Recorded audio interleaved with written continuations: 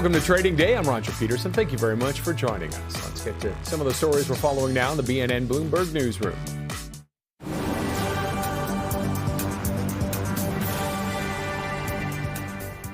Shares of the MTY Food Group are falling. The owner of Canadian and U.S. restaurant chains like Cold Stone Creamery, Wetzel's Pretzels, and Mr. Sub says it is undergoing a strategic review. Options include selling all or part of the company, as well as executing its current business plan. MTY says there is no assurance a transaction will occur, but the aim is to continue to enhance shareholder value. We are watching shares of Barrick Mining today. There are reports Elliott Management has built a stake in the company valued at least $700 million US. Elliott is an American hedge fund and activist investor that typically forces major changes at companies. Barrick has struggled to benefit from the gold rally, largely due to issues at some of its international assets. NVIDIA and Microsoft are committing to investing up to $15 billion US in Anthropic. According to Bloomberg, the investment will be part of the AI developers' next funding round. Anthropic will also purchase $30 billion worth of computing capacity from Microsoft's Azure cloud service. The deal brings Anthropic closer to two of the biggest backers for its rival OpenAI. And looking at the markets right now, the TSX actually moving into the green. It's up by 0.01%, but the way the markets have been going lately, that's not too bad. South of the border, let's see how things are shaping up there. It's been a bit of a rough ride, continues that way. The S&P 500 down by 0.25%. Dow Jones off by 0.64%. And the NASDAQ gets off by 0.52%. As stocks are continuing to decline today due to concerns about the valuations of artificial intelligence-related stocks. My next guest believes that the AI narrative driving the stock market rally still has the potential for growth. However, the concentration of performance within this equity sector resembles the final stages of the dot-com boom. But just how much? We'll take a look at that. But let's welcome in Doug Pita, Chief U.S. Investment Strategist at BCA Research. Doug, thanks very much for joining us today. Thank you, Roger. You feel there is room still in AI right now? I do. I think we can take whatever the hyperscalers, the five largest investors in the AI data center build out, Amazon, Google, Microsoft, Oracle, and we can take, and also Meta. I think we can take whatever they have said they plan to spend for 2026 and assume that that is a minimum level of investment, given the way that their projections for AI CapEx have routinely been revised higher with every quarter. So I do think, at least in the near term, absolutely there is scope for more investment, and there is scope for the narrative to attract even more investment and for the stocks to continue to rally, at least in the near term. I want to bring in a couple of charts we had made up. Hopefully you can see these. And you it's comparing where we're at now and the dot-com bust in 2000. And can you see these charts? Can you break them down a little bit how the two final deciles compare? Now, unfortunately, I can't see the charts, but are these from from BCA's own publication? Yeah, they are. Yep. Okay. Great. So, all right. Please tell me if I'm not describing the correct chart. Well, I'll tell you, the first one we have up is the final decile of 1990 to 2000 of the bull market then. Okay. I can see that. Yes. So look, what you can see there, and this is why we wrote about it in our Monday publication, is that pretty extreme concentration. And that, in fact, in the final decile of the 90s bull market, which spanned from April 16, 1999 until the conclusion in March 24, 2000, only the information technology sector managed to outperform the overall S&P 500. And as you can see, and any terminal user will recognize these abbreviations as the Bloomberg abbreviations for the sectors, that we had 6 of them: energy, utilities, financials, materials, healthcare, and consumer staples, actually lost ground in absolute terms. So it wasn't just that the tech names beat the S&P 500, it was the tech names that dragged the S&P 500 to the 17% performance uh, over those last 11 months. We have something similar shaping up today, which is why we included this chart. And you can see here now we've got 4 of 11 sectors that have been losing in absolute terms over. Now, this decile is just provisional. We don't know how long the bull market is going to last. But if it had lasted through last week, this would represent the last decile. And we've got 4 of the 11 sectors negative, and financials sitting right there on the zero line. This has been powered by tech, the third from the left, and telecommunication services, which includes Google and Meta and Netflix. As second from the left, I would submit that healthcare, look, that's a one-off. It's a recovery from having really lagged over, for a little while. Yeah. So that I don't think the healthcare is necessarily a part of this story, but it's clear that we've got increasing concentration that is very similar to where we were in that 1990s bull market. Okay. And I just want to get out, we're not quite out of time, but I want to get a couple more questions and going the other way. And it's from the economy and the consumers. We saw Home Depot come in today with disappointing earnings. They're off today. How concerning is that we're seeing that K-shape right now? Well, I do think it's concerning. I think it suggests that the expansion may be living on borrowed time. And as relates to the bifurcation among consumers and the K-shaped consumer economy, I have 2 points. One is that the bottom leg of the K is getting larger and larger. Its ranks are swelling as stresses for American households have spread from the very bottom of the wealth and income distribution, I would say, to at least the middle of the wealth and income distributions. Point number 2 is I believe the lower leg of the K is more important for the business cycle than the upper leg of the K. The notion that wealthy households can keep spending for as long as stocks keep going up and thereby keep the expansion going, I think is flatly wrong. It is the lower half of the distribution that matters more. And how do we change that then? How do you think that can be changed? Well, look, the way it can change in terms of the swelling ranks of the lower leg of the K is if the labor market turns around and we start to see meaningful job creation. The last 4 months data that we have through August, U.S. net non-farm payrolls growth has been between 25,000 and 30,000 on average. So that's really tepid. That is not enough to stop that lower leg of the K from swelling, and therefore to stop a large component of American households from having less capacity to spend, and as in the consumer sentiment charts that were just shown, having less willingness to consume. Okay. There's got to be something to reverse that weakening willingness and diminished capacity for the expansion to revive, for growth to accelerate again, and for the expansion to continue going in robust fashion. Okay, we're going to have to end it there, Doug, but thank you very much for joining us. Thank you, Roger. Doug Pita is Chief U.S. Investment Strategist at BCA Research. Coming up after the break, we'll hear from the author of a book highlighting one of Canada's most prominent billionaires. That's next.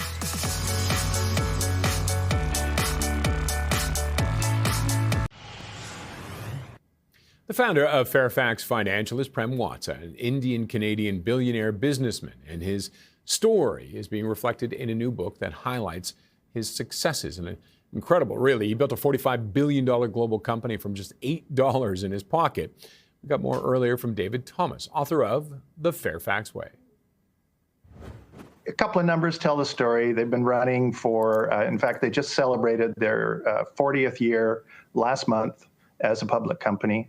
But if you look at the numbers just to the end of December, we're looking at, 21% compound annual return. The comparables are 11 and change for the S&P and about 8% for the Canadian market. So yeah, impressive is a good word. And he's still going strong. Now, in the book, he's called a combination Warren Buffett and Howard Hughes. That is quite the combination. When I started it, I thought I was going to sort of rule out that misconception, because a lot of people called him the Warren Buffett of Canada. I don't think he really loves it, because he's not trying to be anybody other than himself. But the model is there in terms of building a holding company for the long term in a decentralized way, with a big engine of it is insurance companies on one side. They have float. So they take money in and they hold on to it because they have to pay out returns. But hopefully they won't have to pay them all out, but more importantly, over time, as they hold on to that money, if you're a good investor and not just sitting in 2%, if you're smart and can make good bets, you can make a lot of extra money. You're basically getting free leverage. So that's the model where you look at Warren Buffett. Prem had a really good record calling the market. Warren's obviously got a great record. And so there are similarities, but Prem's model is global. Warren always stuck to the U.S., much more diversified for Fairfax. So there are some similarities and some big differences. I guess, Prem Watts, obviously a big name during my career. There were also times where some controversy, right? Like his name was in the media for some controversial times and some questions. How was that? I guess you touched on that in the book as well, I assume. Yeah, there's a couple of things. So there's always this gap between if people even know them at all, and do people pay that much attention to an insurance holding company anyway? It's not the sexiest sector, but for a long time they were golden. They were the market darling. This is the 1990s. They were buying companies. They were building up, and I think people didn't understand it because suddenly at the end of the 90s, they pretty much stopped. They made a couple more acquisitions, but they had done their building, and then they needed to fix and polish those assets and then grow organically, which is a lot cheaper. It's a smarter way to do it, but they had to buy those companies first. But I think a lot of people, a couple of things went wrong. So in terms of how they went from the market darling to a bit of a pariah was those assets that they bought. A lot of them weren't in great shape. So they were buying insurers using a value mindset, where they bought companies that were cheap, but for a reason, right?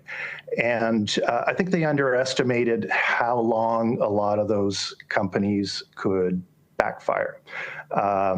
When you have you buy these companies, but they've got all these policies that they've written in the past, and if there's a toxic long tail potentially, and things like asbestos and a lot of other things. So what happens is they might be generating cash, but they're under reserved, and every year you have to shovel a huge pile of your earnings into these companies, and they become a real drain. And you can never do it unless you're going to write stuff off. And Prem never wanted to write companies off. He didn't want to lay people off. He was in it for the long term, and he wanted to fix them, but they took a long, long time to fix. So I think what you're talking about is, people losing interest, right, a little bit in the 2010s, but there's a lot of good things that happened. They made some market calls that were outstanding. He was really smart at making some bearish calls. The Big Short, they made out probably better than anyone. But they stayed, here's another thing, just sort of going past into the 2010s, is they stayed bearish. So you had a period post financial crash where we were entering deflation. The aftershocks were killing the economy. You saw quantitative easing, and as well as qualitative. Interest rates were down to zero. It was a really tough environment, and they were worried about their capital. So they started shorting the market again, and it paid off in spades in the 2000 tech wreck. It paid off again with the great financial crisis. but the disaster never came. The central banks really bailed things out. And meanwhile, they spent a fortune. They lost billions of dollars over a number of years paying for all those hedges and shorts. And the disaster never came. So they decided there's a smarter way. They kind of gave up on just raw bets, and they started investing in themselves, more. I just want to get in one last quick question. One of the things I did have a chance to read through the book, like brushing through, but one of the things that struck me, I think, he owned his mistakes a lot. It feels like when something went wrong, he said he laid it out. How important was that for his success? Well, that was just the way he wanted to operate from the get-go. And I think if you take the time to read the letter, which started at a page and now runs up into the 30s, it's one of the best letters out there, along with Warren Buffett's. And the first thing they do is explain in detail all the things that went wrong. So, there was never an attempt to sort of polish it over. All right, David Thomas was the author of Prem Watsa's biography, The Fairfax Way. Activist investor Elliott Investment Management LP has taken a large stake in Barrick Mining. We'll bring you what we know after this.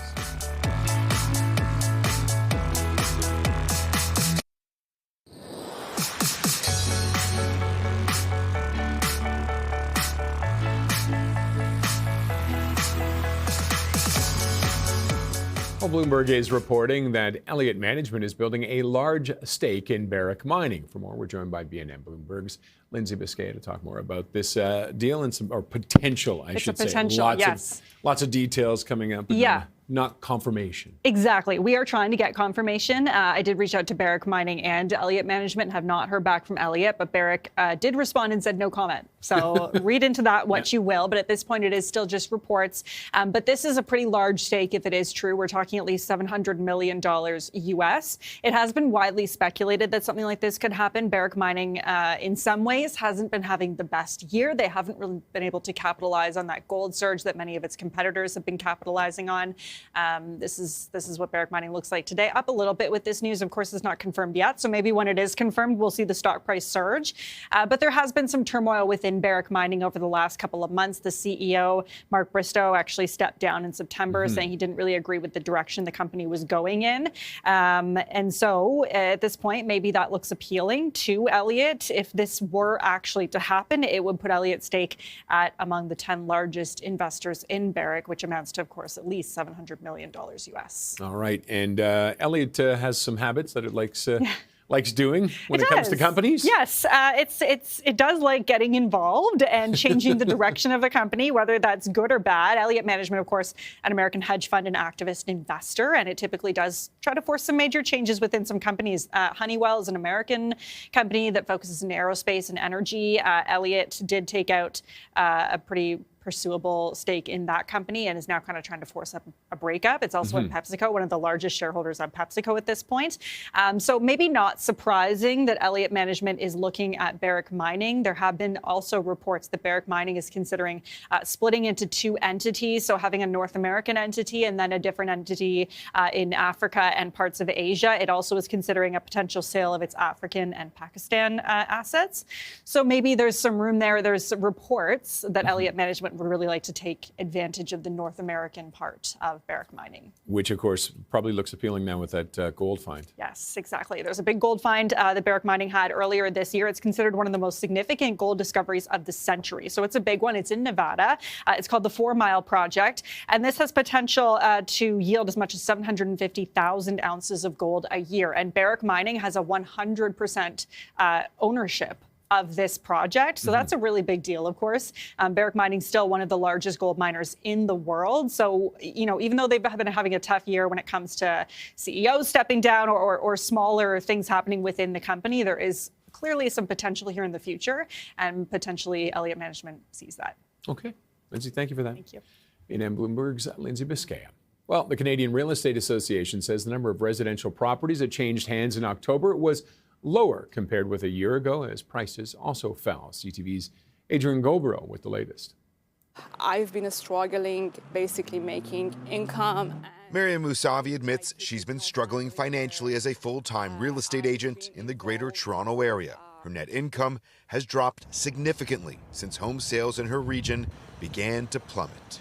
200 to 300K versus for past year, I think I didn't make more than 50K. As single mother, she was forced to list her own home in April. 7 months later, it hasn't sold. I have to basically beg people to come and just even look at the house. The national average sale price of a home sold in October was just over $690,000, down 1.1% from a year ago, according to the Canadian Real Estate Association. If you're in Quebec or you're in Saskatchewan or you're in Atlantic, you're in good shape. If you're in Ontario or British Columbia or maybe even Calgary, you got some issues. This home east of Toronto was purchased in September 2024 for $2.3 million. Last month, it sold for $1.2 million. The seven-figure loss is the result of a power of sale. Power of sales are way up in the GTA. They're up 90% compared with what they were just a few months ago.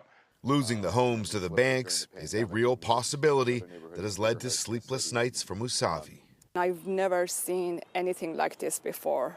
With no income, I couldn't even pay my mortgage, and I have to sell the house. The Canadian Real Estate Association expects the housing market to become more active in 2026, though some experts we spoke with say the economic uncertainty could prolong the pain for many.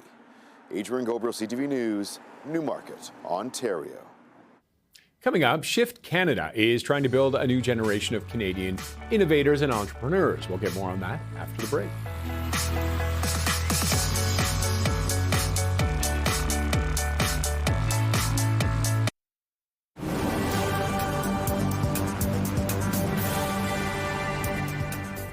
Shares of MTY Food Groups are seeing some pressure. The restaurant franchisor and operator has launched a strategic review process to explore options, including a partial or entire sale of the company. The Montreal-based company says there is no assurance a transaction will occur.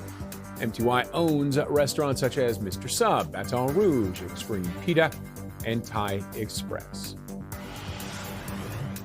Shares of Home Depot are trading lower today, down about 4.5% right now after the home improvement retailer cut its full-year earnings guidance. The company says ongoing consumer uncertainty and continued pressure on housing are impacting demand. Home Depot also reported lower than expected profit and sales, citing a lack of demand for big-ticket items such as roofing, generators, and similar categories.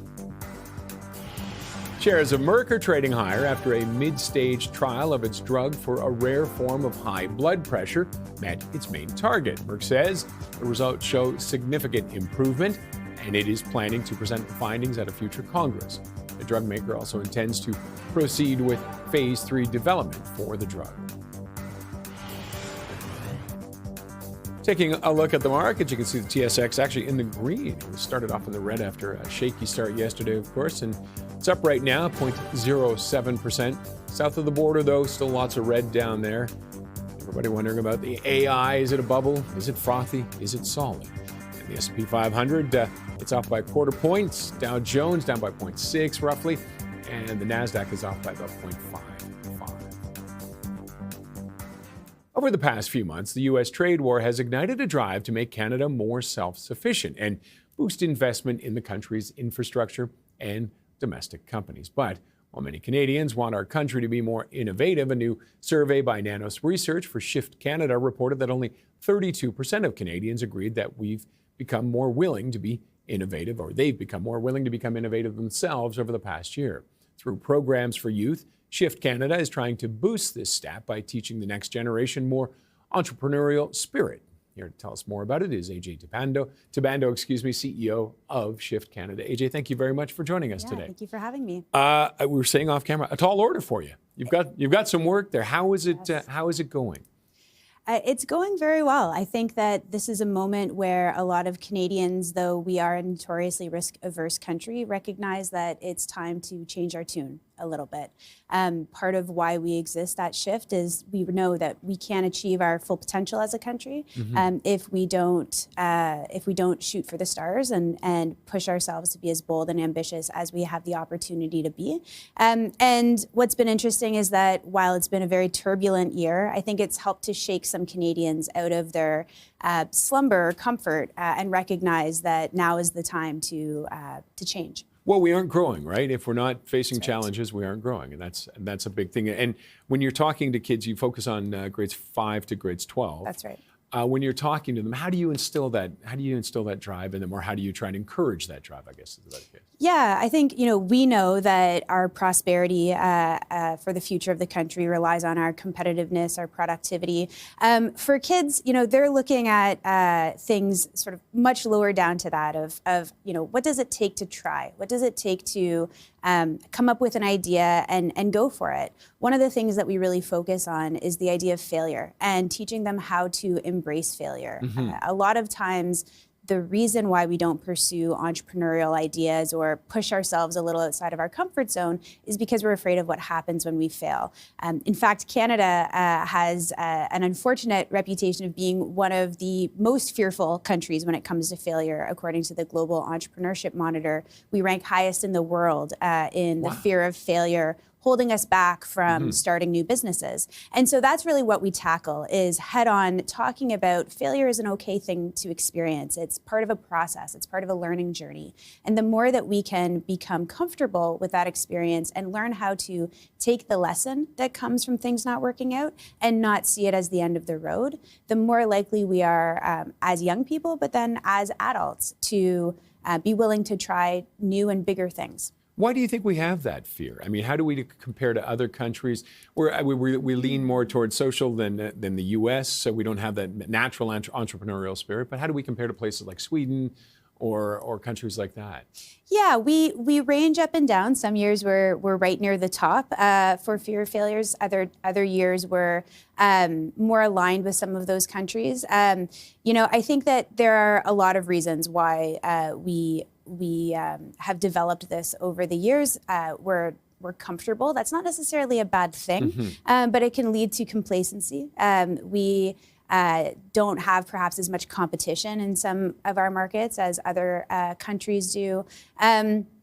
There's a number of factors for it, but at the end of the day, there's a lot of organizations looking at how do we create different policies, how do we create different investment environments to encourage entrepreneurship. That's all really vital, but if we don't have a mindset that says, let's just go for it, we're not going to see the gains from those changes. And with policies, are there things you'd like to see change that you think would encourage entrepreneurship?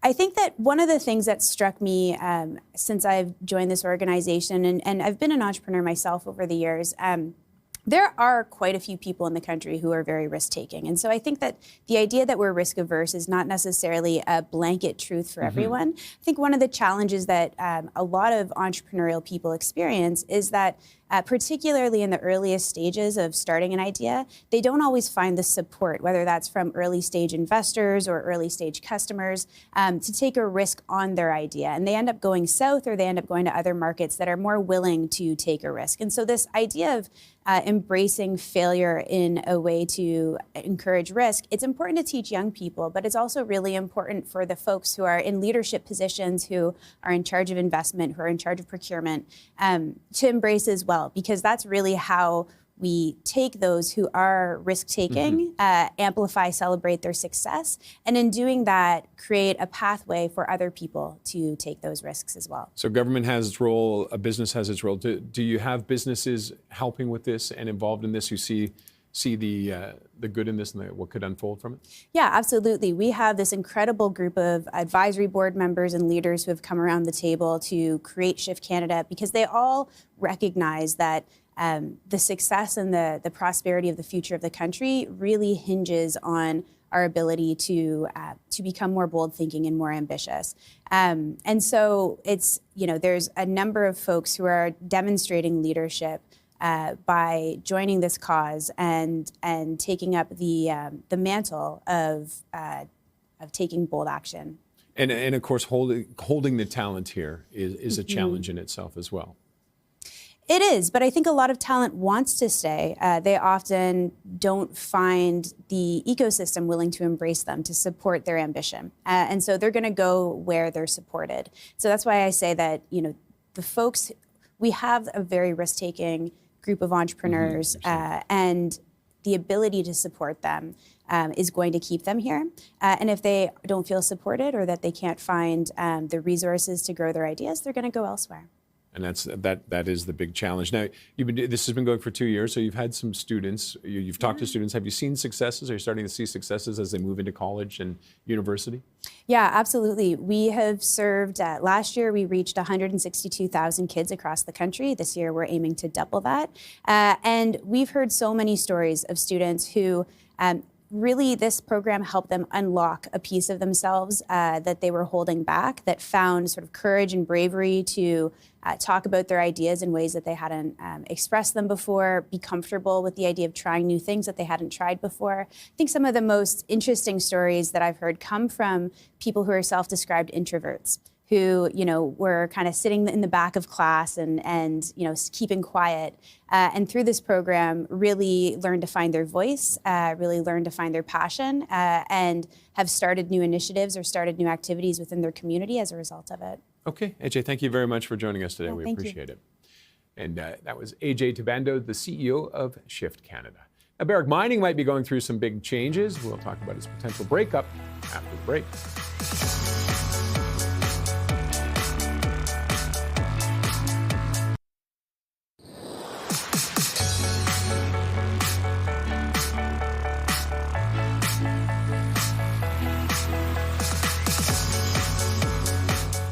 Canadian gold mining giant Barrick might be experiencing a huge change. Bloomberg is reporting that the U.S. investment company Elliott Management has taken a large stake in Barrick, about $700 million US. For more on this, let's bring in John Tumazos, CEO of Very Independent Research. John, thanks very much for joining us. Good afternoon. Thank you for having me. Your initial reaction to this report, what do you see unfolding here? I guess the biggest surprise is it didn't happen sooner. I think that Barrick's management talks to shareholders every day, and here's what they think. The Reuters story last Friday that Barrick might break up into separating the Nevada gold assets from the rest of Barrick would seem to be in this direction and exactly what Elliott Management would want. So what do you see happening? We're hearing reports that they might split off between North America and kind of the rest of the world. Okay, so the only thing in North America is Nevada and the headquarters in Toronto. So the 61.5% of Nevada Gold LLC and the 4 Mile 100% owned project within the Nevada LLC infrastructure might be spun out or dividended to shareholders or sold to Newmont Mining before or after distribution to shareholders. And I think Newmont Mining would only issue Newmont Mining stock if there was a combination, because the cash check would be very large. Could this be the start of similar situations involving splitting companies, or is this just a one-off, do you think? There's no other company as bizarre as Barrick with multi-billion-dollar projects in Balochistan and as many assets in the different countries that Barrick is in Africa. Okay. John, thank you very much for joining us today. We appreciate it. Thank you. John Tumazos is the CEO of Very Independent Research. Well, Denison Mines announced an acquisition of Sky Harbor Resources this week for its uranium project in Russell Lake, Saskatchewan. It's adjacent to Denison's flagship Wheeler River project. To talk about the acquisition and its long-term plans, we were joined earlier by David Cates, CEO of Denison Mining. Our company is laser focused on our development project, the Phoenix project on our Wheeler River property. and we're very close to being permitted federally and provincially, and expect to be making an investment decision in the beginning of 2026, which will make us one of Canada's newest mines, and certainly the newest uranium mine in over a decade. But with that on the horizon, our job is to look beyond the short term and into the long term. And so we do have a focus on our other development assets and exploration for the long run. And so this transaction with Sky Harbor is a really unique partnership. We've been invested in Sky Harbor for many years. And what we're doing in this transaction is we're purchasing an interest in a number of newly created joint ventures with Sky Harbor that will come out of the Russell Lake property that Sky Harbor just recently consolidated full ownership in from Rio Tinto. And now we'll have 4 different joint ventures with Sky Harbor where we're purchasing an initial interest in these different joint ventures, and then have an option to deploy a significant amount of exploration spending on particular 2 of them to be able to increase our interest up to 70% on those 2 claims. So the notable part here is that Russell Lake and the joint ventures that are falling out of this project are adjacent to our flagship Wheeler River property, where we are on the cusp again of having our permits in hand to execute on the Phoenix project. And with those 4 different parts and 4 different percent, why the different percentages ownership for each one? Yeah, great question. Russell Lake is a very large land package that Sky Harbor has invested in over the last few years. It's exceptionally large, and by splitting it up into 4 different JVs, we really believe that we can maximize the attention that the projects and the targets need. You'll have Sky Harbor operating on multiple of these joint ventures. We'll be participating, and then you'll have Denison operating on particularly the Wheeler North joint venture. And so it's really a matter of putting both teams to work and maximizing our joint exposure to discovery. These uranium deposits in Saskatchewan are incredibly rich, but because of that, they're also very difficult to find. High grades come with small footprints. And so we really do like the idea of maximizing the attention that each part of this really large land package requires and deserves. And just looking for a bigger picture at the moment, how is the uranium sector looking right now? It must be fairly optimistic for you. Well, I've been in this industry now approaching 20 years, and we've obviously seen ups and some prolonged downs. I can tell you that right now the sentiment is as positive as I've ever seen. You don't have to look very far to see excellent positive news developments for nuclear energy deployment globally. It's not just about clean energy or the energy transition. It's often about energy sovereignty, taking a reliance off nations that are maybe not your preferred partners. And so we do see an incredibly positive story brewing on the demand side. And of course, in economics, we also have to think about the supply side. And owing to that very long and difficult period of time that we had with very low prices, where we saw the best mines in the world have to shut down over the last decade, I can tell you that supply is also in a vulnerable place. And many projects that have tried to restart have struggled. And there are very few excellent top-tier projects in the pipeline. We of course, promote our Phoenix project because it does have the potential to be one of the lowest-cost uranium mines in the world, but it is an outlier. The majority of new supply, much of which will be required to balance the market in the long run, is in jurisdictions where grades are low, costs are high, and risk is high. And so, the ability for supply to meet that demand that's growing is actually going to be quite challenging. That was David Cates, CEO of Denison Mining. Still ahead, today's market movers with Bloomberg's Matthew Griffin.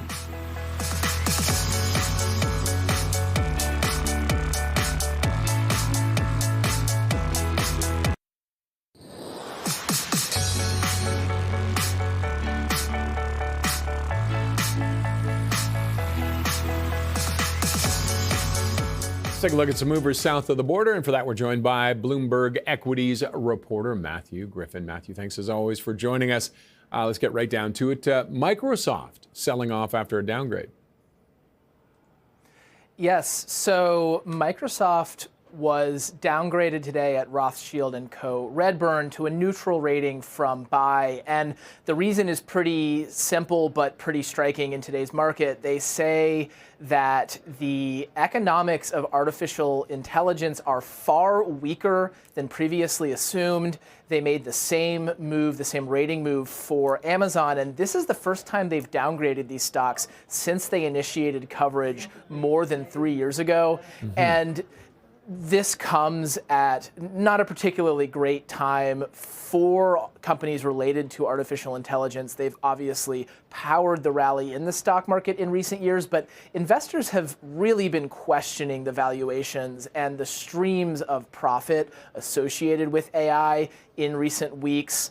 You see Microsoft now down about 9% from a high late last month. Volatility in a lot of other names. I mean, think about NVIDIA, think about some of the power names linked to AI. And I think another thing, too, news this afternoon or earlier today that Microsoft was investing up to $5 billion in Anthropic, not really moving the needle here. So seeing a lot more skepticism generally of the AI thesis.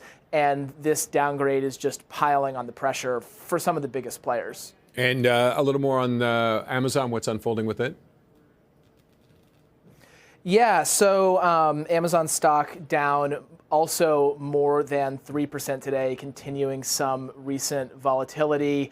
It's another one of these names, huge in AI, huge in web services. And another one that investors have questioned over the last few weeks. Obviously, of course, all of these names have rallied really strongly in recent years, but you'll look at the charts for Microsoft, for Amazon, a really sharp downturn in just the last couple weeks. Okay, let's move to the movies now. Warner Brothers seeing a spike. It's been quite a little ride for them right now. Yeah, so Warner Brothers is rising today, up about 3% on a report from Variety that Paramount Skydance is preparing a $71 billion bid for the company. That's alongside the sovereign wealth funds of Saudi Arabia, Abu Dhabi, and Qatar. Paramount would be putting in about $50 billion, according to the report. Now, this is just the latest bit of intrigue that's been swirling around this company. You have over the summer news they wanted to split into two businesses. Then a couple months ago, reports that Paramount was interested in buying them instead. Now you have Comcast and Netflix also reportedly interested. The stock's up now about 90%. After the first reports of the Paramount interest in the company. So I guess we'll just have to wait and see which option comes out on top, which company potentially comes out on top, and where the shares go from here as a result. Okay, and Merck, a rare gainer for them today on some good trial results. Yeah, so Merck, drug maker, they're up as much as more than 5%, the most to the highest level since February. They had positive results from a trial of a drug for a rare form of blood pressure. It's called Winrevair. It's actually already approved for a rare form of high blood pressure, but it got positive results for a mid-stage trial of another form. The full name, bit of a mouthful, combined pre- and post-capillary pulmonary hypertension. So this is an indication. Yes, so, tried saying that 5 times fast. But if they do win approval for this indication after what would come next is a late-stage trial, Scotiabank says it could actually double the market for this drug. So pretty big win for the drug maker. Their shares have been hit recently towards the end of last year and, haven't fully recovered this year. So a bit of positive news today on this trial data. Yeah, that whole the whole sector has had some challenges, hasn't it? Yes, absolutely. It's a sector that has come under pressure with tariffs. So Donald Trump wants to impose tariffs on pharmaceuticals. Also one that's been maybe left out a little bit of the AI enthusiasm that's powered the market higher. And so investors, as they usually are, just looking for incremental updates on their products, on the drugs they have in the pipeline in order to find some glimmers of optimism here. Okay. Matthew, thank you as always, sir. Bloomberg's Matthew Griffin. And let's just take a quick check on the markets before we head out. TSX bouncing back up. It was off most of the morning. That's up about 0.08%. You can see the S&P 500, though, continuing the downward trend. NASDAQ as well. It's been a struggle. South of the border, the S&P 500 off by 0.32, the NASDAQ by 0.63. And that wraps up this edition of Trading Day. I'm Roger Peterson. Thank you very much for joining us.